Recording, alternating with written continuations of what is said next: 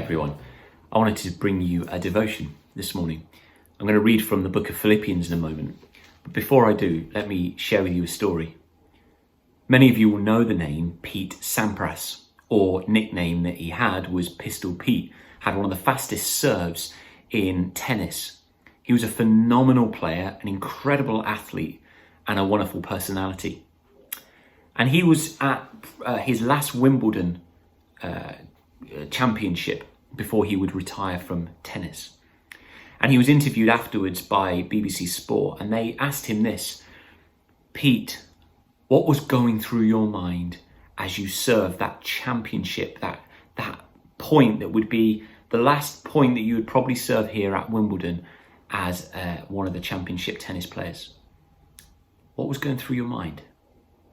Pete Sampras replied simply this: nothing. Nothing. What Pete Sampras was saying, of course, nothing else was going through his mind except what he needed to do at that moment, which was to throw that ball and to serve it and to take the championship. He didn't allow other things to distract him. He didn't allow other things to take his eye off the prize. He pressed on, kept his focus, and then, the story is that he won the championship and became one of the greats of tennis as a sport and just in the sporting world as well. In the book of Philippians chapter 3, verse 10, it says this: I want to know Christ. Yes, to know the power of his resurrection and participation in his sufferings, becoming like him in his death, and so somehow attaining to the resurrection from the dead. Now, not that I have already obtained all of this or have already arrived at my goal, but I press on to take hold of that for which Christ Jesus took hold of me. The Apostle Paul, writing to the church at Philippi, wants to encourage them and challenge them. Keep your eye on the prize. Press on. Know Christ more. Run after him. Keep him the main thing in your life.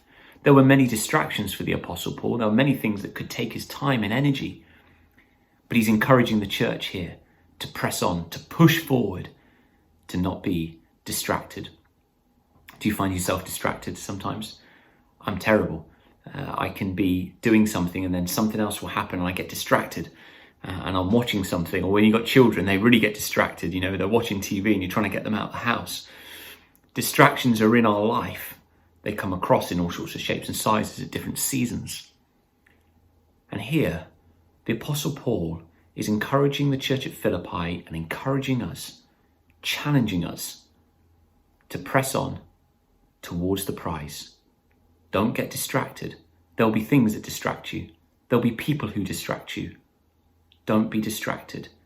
I want to know Christ, to know of his resurrection, to know of his sufferings, to become like him in his death and attain to the resurrection of the dead.